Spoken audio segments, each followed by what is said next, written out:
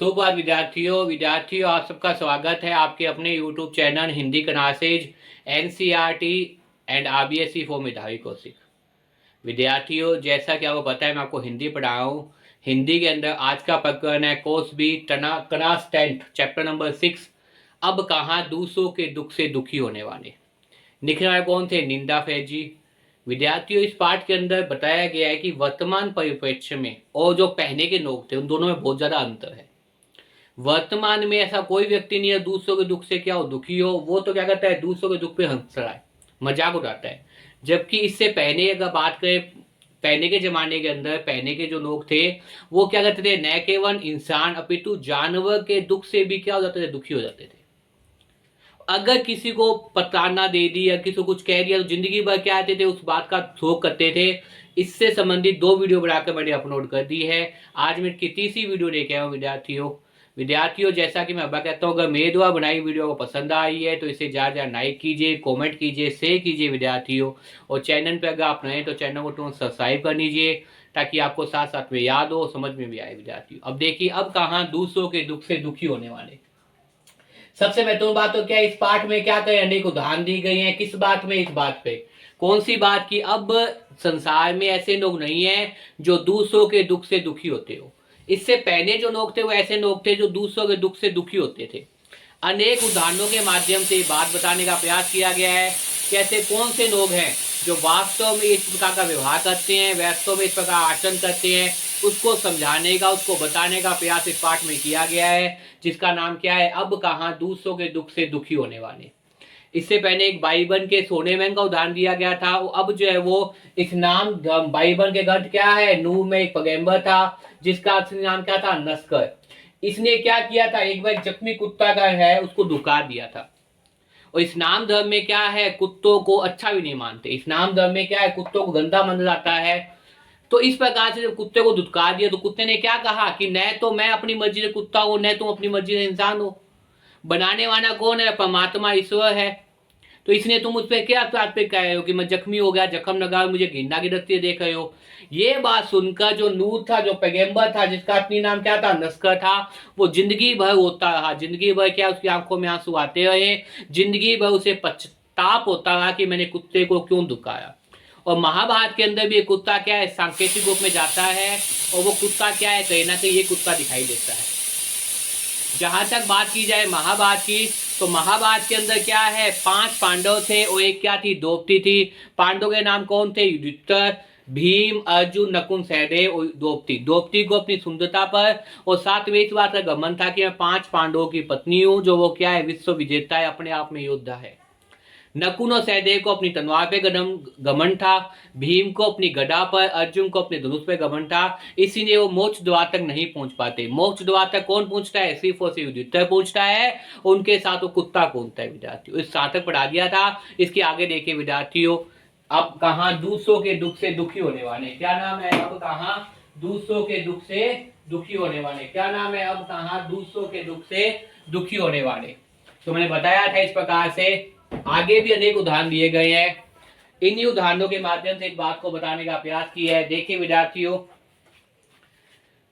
दुनिया कैसे वजूद में आई, पहले क्या था, किस बिंदु से इसकी यात्रा हुई, इन प्रश्नों के उत्तर विज्ञान अपनी तरफ से देता है। दुनिया कैसे वजूद में आई, दुनिया का अस्तित्व क्या है, जो हमारा दृश्यमान लोग है, जो हमारा चनायमान लोग है, वो किस प्रकार से आए, दुनिया का अस्तित्व क्या है,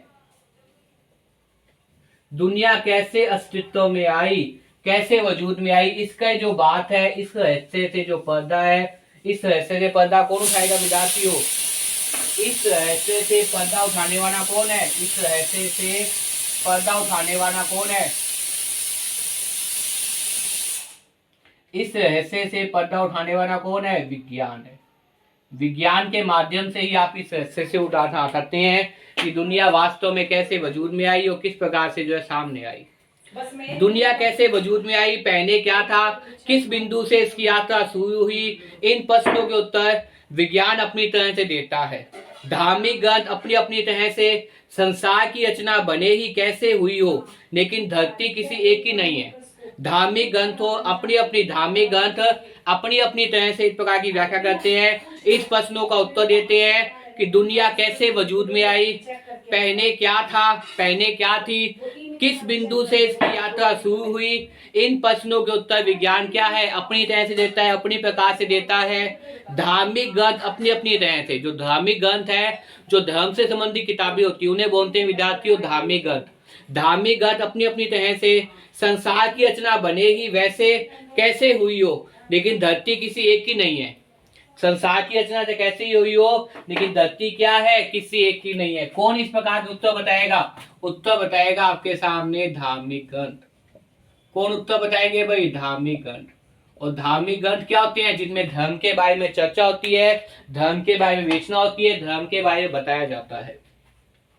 दुनिया कैसे वजूद में आई, पहले क्या थी, किस बिंदु से इसकी यात्रा प्रारंभ हुई, किस बिंदु से जो इतना ब्रह्मांड बन गया, किस बिंदु से जो है पूरी धरती का निर्माण हो गया, दुनिया कैसे वजूद में आई। ये प्रश्न भी है कि दुनिया जो हमारे अस्तित्व में है, जो चलायमान दुनिया हम देख रहे हैं, जो संसार के अंदर लोग विचरण कर रहे हैं, दिन के बाद रात, रात के बाद दिन आते हैं, अथक परिश्रम करते हैं, आगे से आगे जो है, आगे से आगे पीढ़ी दर पीढ़ी उनका विकास होता जा रहा है, तो वास्तव में कैसे दुनिया अस्तित्व में आई, पहले क्या थी, सबसे पहले दुनिया की शुरुआत कैसे हुई, किस बिंदु से इसकी यात्रा शुरू हुई, ऐसा कौन सा बिंदु है जिससे दुनिया की यात्रा की क्या हुई, शुरुआत हुई, किस बिंदु से इसकी यात्रा शुरू हुई। इन प्रश्नों के उत्तर विज्ञान अपनी तरह से देता है। इन प्रश्नों के उत्तर क्या है? विज्ञान अपनी प्रकार से देता है, अपनी तरह से देता है।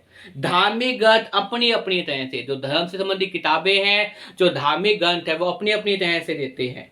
संसार की रचना बने ही, संसार की रचना बने ही कैसे भी हुई हो, लेकिन धरती एक की नहीं है।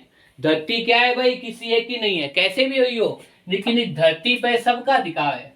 धरती जो है, इस धरती पे क्या है, वो सबका अधिकार है, किसी एक की धरती नहीं है। हम कह दे किसी एक की है, नहीं, धरती पे क्या है, सबका अधिकार है।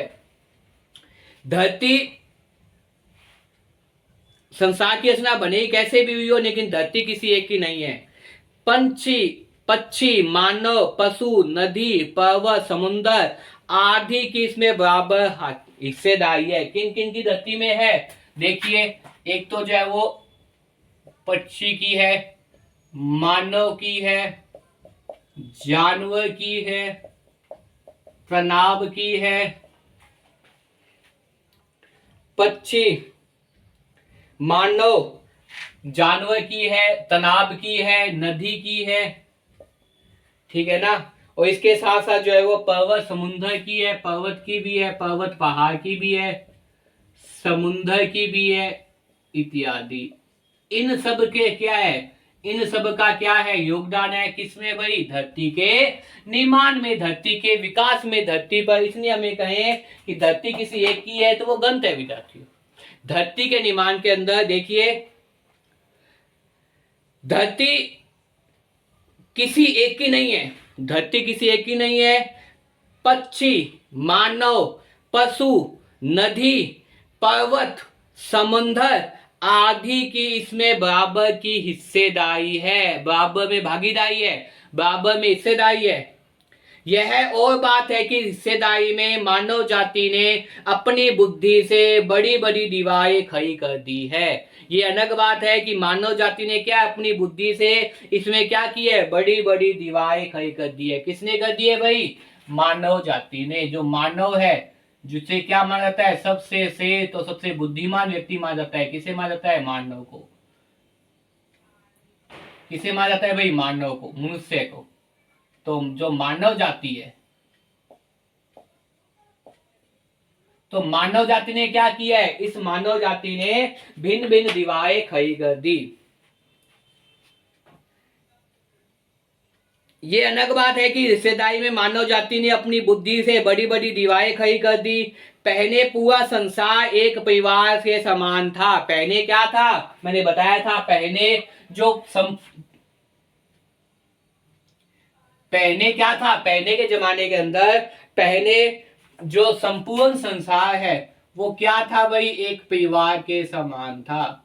जो संपूर्ण संसार है, जो अपने संसार में जितने भी लोग, जितने भी चीजें देख रहे हैं, चाहे पहाड़ हो, चाहे पर्वत हो, चाहे नदी हो, चाहे तालाब हो, चाहे सरोवर हो, जितने भी है, वो क्या था भाई? एक परिवार था। ये बात बहुत इंपॉर्टेंट बात है कि पहले जो संपूर्ण संसार था वो किसके समान था भाई बताइए। पहले जो संपूर्ण संसार था वो एक परिवार के समान था। पहले जो संपूर्ण संसार था वो क्या था भाई, एक परिवार के समान था। पहले जो सारा संसार था वो क्या था, एक परिवार के समान था।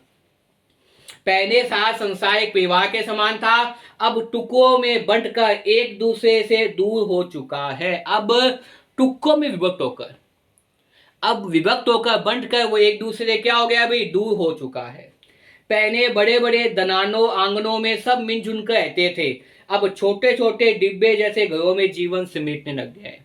पहले खूब बड़े मकान होते थे, सभी लोग संयुक्त विवाह होते थे। पहले क्या होते थे, संयुक्त विवाह होते थे। अब क्या है, एकन विवाह है। पहले क्या होता था, पहले एक संयुक्त विवाह होता था। तो संयुक्त विवाह के मतलब है परिवार के अंदर दादा दादी जी, ताऊ जी, ताई जी, चाचा चाची जी और भी बहुत रिश्तेदार वगैरह काफी संयुक्त विवाह होते थे। अब क्या है भाई, एकन विवाह। जब संयुक्त विवाह होते थे तो निस्संदेह जगह ज्यादा होती थी, खुला आंगन वगैरह होता था। गांव के अंदर अभी भी कहीं आपको देखने को मिल जाएगा। खूब अच्छी प्रॉपर्टी, बच्चे आपस में खेलते थे।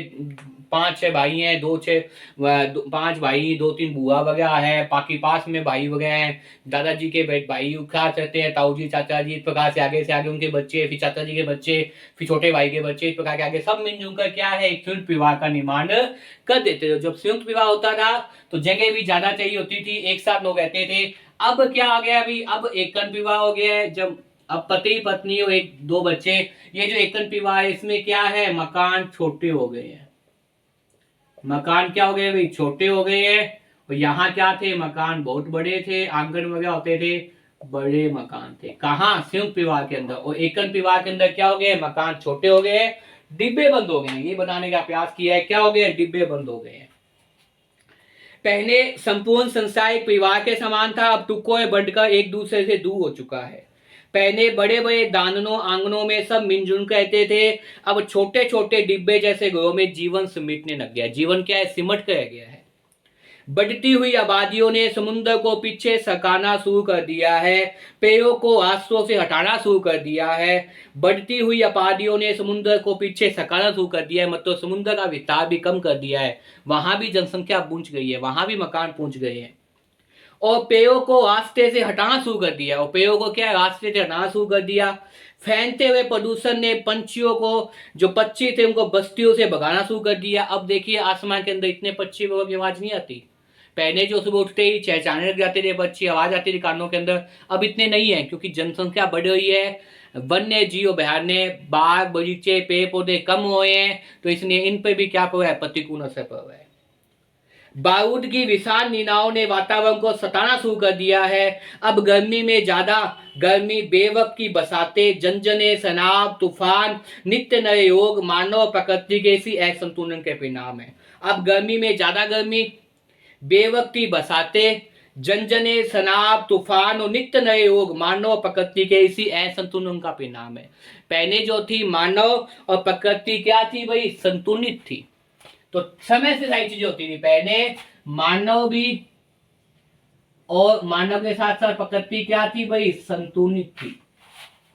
अब ये जो मानव प्रकृति में क्या आ गया है, असंतुलन आ गया है। इसीलिए संसार क्या है, इस प्रकार की अनगणित विषमताओं में, जैसे भूकंप है, भूखमरी है, ज्वालामुखी फटना है, इस प्रकार के ओजोन है, गर्मी का बढ़ना है, तरह तरह की जो बीमारी है वो इस तरह से लग गई है। क्योंकि वर्तमान में क्या है, मानव प्रकृति में क्या आ गया भाई, असंतुलन आ गया है।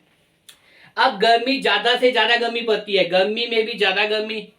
बेवक्त की बरसात, बेवक्त की बरसात का मतलब यह है कि पहले जमाने के अंदर सब चीजें दायित्व थी। इस समय बरसात होगी, इस समय बरसात होगी, इसी समय बरसात होगी, तो इसी समय बरसात होगी। अब क्या है, बेवक्त की बरसातें, जनजने, सनाब, तूफान, नित्य नए योग, नए नए योग आ गए। जैसे कोविड आ गया था, आपको पता है, कोविड-19, ये भी प्रकृति के असंतुलन का कारण। डेंगू, और उससे पहले जो है वो चिकनगुनिया, पता नहीं कितनी कितनी बीमारियां हो गई थी संसार के अंदर। ये सब प्रकृति के असंतुलन के कारण हो गए।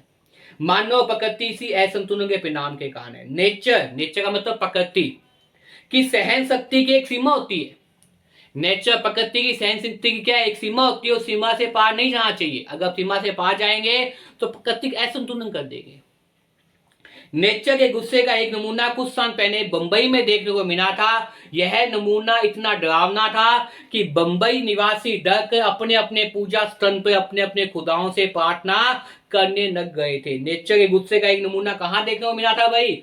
मुंबई के अंदर। इतना भयंकर वो गुस्सा था, प्रकृति का तांडव कह सकते हैं, कि मुंबई के जितने भी लोग थे वो क्या हुआ भी अपने अपने धर्म के अनुसार क्या कर रहे थे? ईश्वर की प्रार्थना करने लग गए थे। उन्हें वास्तव में ईश्वर की सत्ता का एहसास हो गया था। कोरोना में भी ऐसे हुआ है विद्यार्थियों, कोविड-19 में भी ऐसे हुआ है। हम सब मान चुके हैं कि वास्तव में क्या एक परम सत्ता है। हम सब घोड़े बंद हो गए थे और जानवर क्या खुले विचरण कर रहे थे।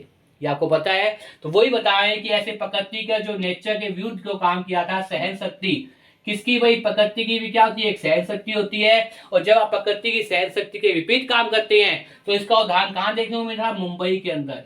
इतना भयंकर विनाश विना थी कि मुंबई के लोग क्या हो गए? व्याकुल हो गए, विचलित हो गए। वो अपने अपने ईश्वर के अधीन जाकर बैठ गए, प्रार्थना करने लग गए। मुझे उम्मीद है विद्यार्थियों कि आपको यहां तक ये पाठ समझ में आ गया होगा। आज का पाठ क्या था? कोस बी अब कहां दूसरों के दुख से दुखी होने वाले। क्लास 10 कोर्स बी सपस का ये पाठ है विद्यार्थियों। अनेक उदाहरणों के माध्यम से निंदा फेज जी अपनी बात को स्पष्ट कर रहे हैं। आज की वीडियो में बताया कि धरती पर किसी एक का अधिकार नहीं है। धरती के निर्माण में पक्षी का, मानव का, जानवर का, तालाब का, नदी का, पर्वत का, समुद्र का आदि सबका क्या है? अपना अपना योगदान है। पहले मकान बहुत बड़े होते थे, संयुक्त विवाह में लोग रहते थे, हंसी खुशी। अब मकान क्या छोटे हो गए, एकन विवाह हो गया है। और जब एकन विवाह हो गया तो प्रकृति में क्या हो गया? असंतुलन हो गया। प्रकृति में जब असंतुलन होता है, हम अगर नेचर के विरुद्ध जाएंगे, नेचर की सहन शक्ति ताकत होती है, तो प्रकृति क्या है? विनाश करती है। भूकंप, ज्वालामुखी, भूखमरी, गर्मी में गर्मी ज्यादा पड़ना, ठंड में ठंड ज्यादा पड़ना, बेमौसम की बरसातें होना, ये सब क्या है? प्रकृति के दुष्परिणाम है। और प्रकृति के दुष्परिणाम का उदाहरण मुंबई के निवासियों देखा था। और जब उन्होंने प्रकृति के दुष्परिणाम का प्रभाव देखा तो अपने अपने काम छोड़ के कहां लग गए भाई? ईश्वर की शरण में, ईश्वर की इबादत करने लग गए। मुझे उम्मीद है विद्यार्थियों यहाँ तक ये बात समझ में आ गया होगा। विद्यार्थियों अगर मेरे द्वारा बनाई वीडियो पसंद आई है तो इसे ज्यादा लाइक कीजिए, कमेंट कीजिए, शेयर कीजिए विद्यार्थियों, ताकि प्रत्येक विद्यार्थी तक ये वीडियो पहुंच पाए। खूब मन लगाकर पढ़िए विद्यार्थियों। धन्यवाद।